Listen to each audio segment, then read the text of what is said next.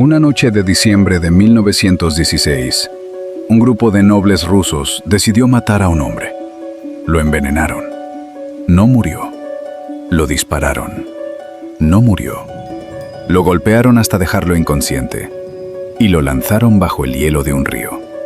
La autopsia reveló algo que nadie supo explicar. Tenía agua en los pulmones.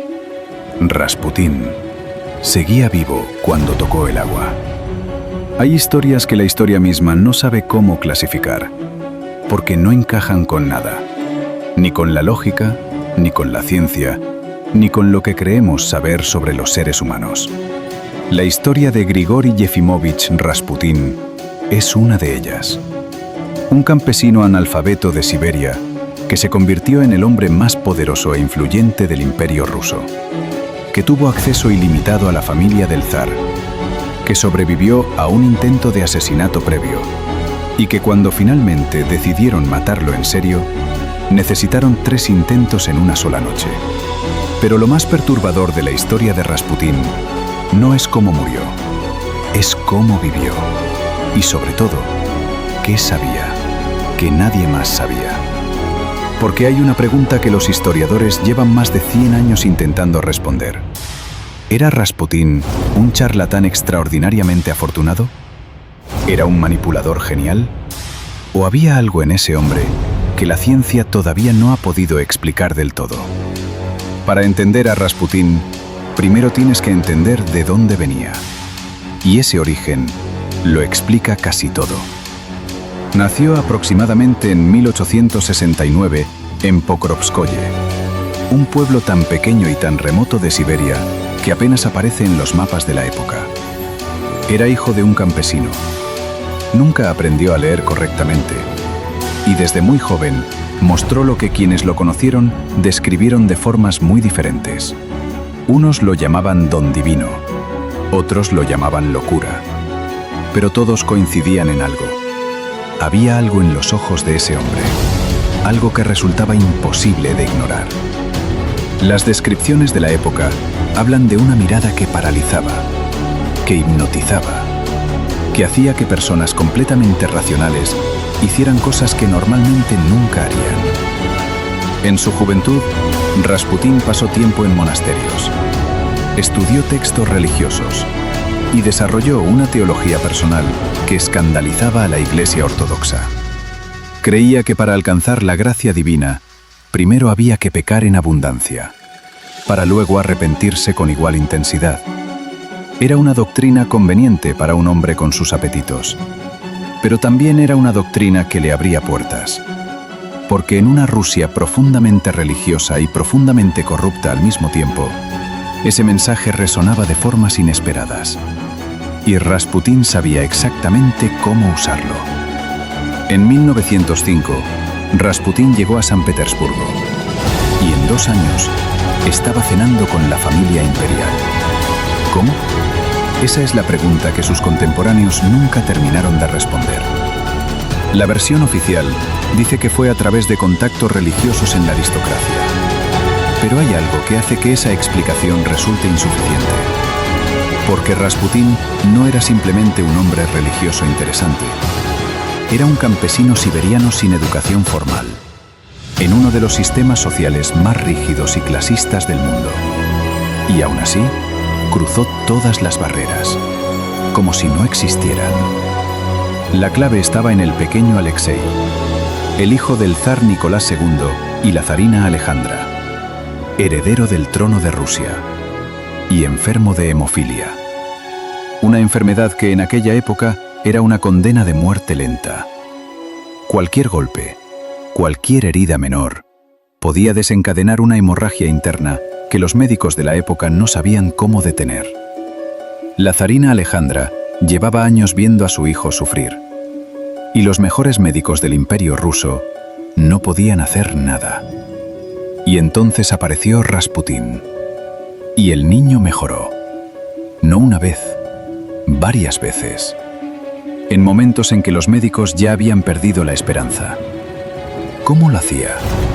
Esa pregunta lleva más de 100 años sin una respuesta completamente satisfactoria. Algunas teorías modernas sugieren que Rasputín podría haber ordenado a los médicos que dejaran de administrar aspirina al niño, un medicamento que en aquella época se usaba frecuentemente y que hoy sabemos que actúa como anticoagulante, lo que habría empeorado activamente la hemofilia.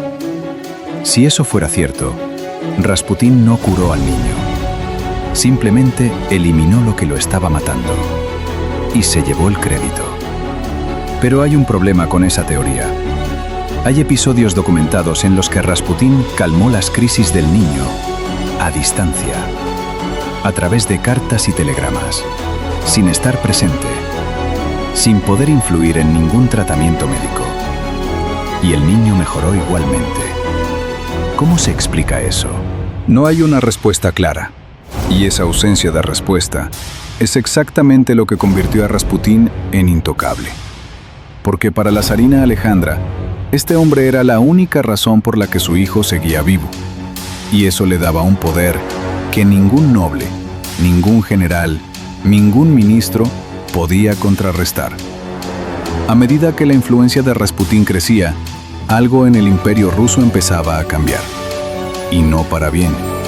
La zarina Alejandra, completamente convencida de que Rasputín era un enviado divino, comenzó a pedirle consejos sobre asuntos de Estado, primero en privado, luego de forma cada vez más abierta.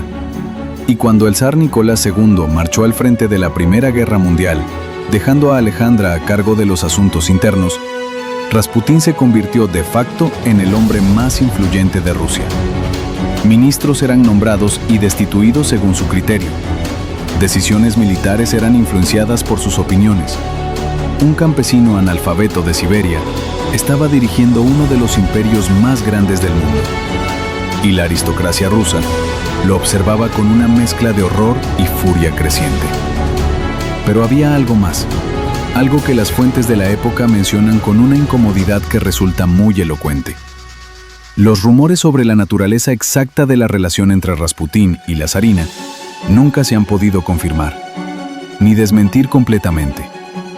Las cartas que Alejandra escribió a Rasputín tienen un tono que los historiadores han debatido durante décadas. ¿Era devoción religiosa? ¿Era dependencia emocional? ¿O era algo más? Nadie lo sabe con certeza. Pero lo que sí se sabe es que esa ambigüedad fue usada como arma por los enemigos de Rasputín, y tenía muchos. En 1914, una mujer llamada Kionia Guseva le clavó un cuchillo en el abdomen en la calle. Rasputín sobrevivió. Tardó semanas en recuperarse, pero sobrevivió. Y cuando regresó a San Petersburgo, su influencia era aún mayor que antes. Como si cada intento de eliminarlo solo lo hiciera más poderoso, más intocable, más aterrador para quienes querían verlo muerto. Y en los salones de la aristocracia rusa, una conclusión empezaba a tomar forma. Si querían salvar al imperio, tenían que eliminar a Rasputín, de una vez y para siempre. 16 de diciembre de 1916. El príncipe Félix Yusupov, uno de los hombres más ricos de Rusia, invitó a Rasputín a su palacio, con una promesa. Su esposa quería conocerlo. Rasputín aceptó. Lo que ocurrió esa noche ha sido analizado, debatido y cuestionado durante más de 100 años. Y todavía hay partes que no encajan. Según el relato de Yusupov, le sirvió a Rasputín pasteles y vino envenenados con cianuro, suficiente para matar a varios hombres. Rasputín comió, bebió y siguió hablando. Durante horas, sin mostrar el menor síntoma.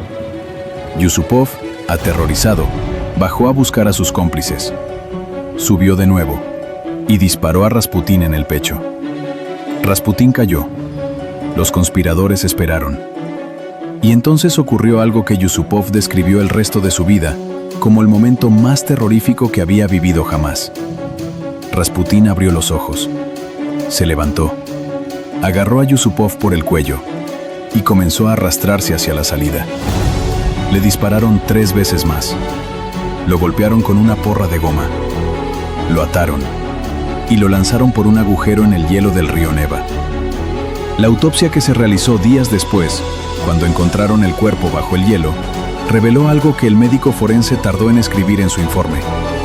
Tenía agua en los pulmones, lo que significa que Rasputín respiró bajo el agua, que siguió vivo después de todo lo anterior, que el frío del río Neva fue finalmente lo que terminó con él. Aunque hay historiadores modernos que cuestionan esa autopsia, que señalan inconsistencias en el informe, que sugieren que algunos detalles podrían haber sido exagerados o directamente fabricados. ¿Por qué alguien fabricaría detalles sobre la muerte de Rasputín? ¿Para hacer el mito más grande? ¿Para ocultar algo sobre cómo murió realmente? O quizás, para ocultar quién más estuvo involucrado esa noche. Porque hay una teoría que los archivos británicos desclasificados en los años 2000 no han podido desmentir completamente. Que el agente del servicio secreto británico, Oswald Reiner, estuvo presente en el Palacio Yusupov esa noche. Y que el disparo final, el que terminó con Rasputín, pudo haber venido de una pistola británica. ¿Por qué querría el gobierno británico matar a Rasputín? Porque Rasputín llevaba meses presionando al zar para que firmara una paz separada con Alemania, lo que habría sacado a Rusia de la Primera Guerra Mundial y hundido a los aliados. Un campesino de Siberia estaba a punto de cambiar el resultado de la guerra más devastadora que el mundo había visto hasta ese momento. Y alguien decidió que eso no podía ocurrir. Hay algo más que casi nadie menciona. Días antes de su muerte, Rasputín escribió una carta, dirigida al zar Nicolás II.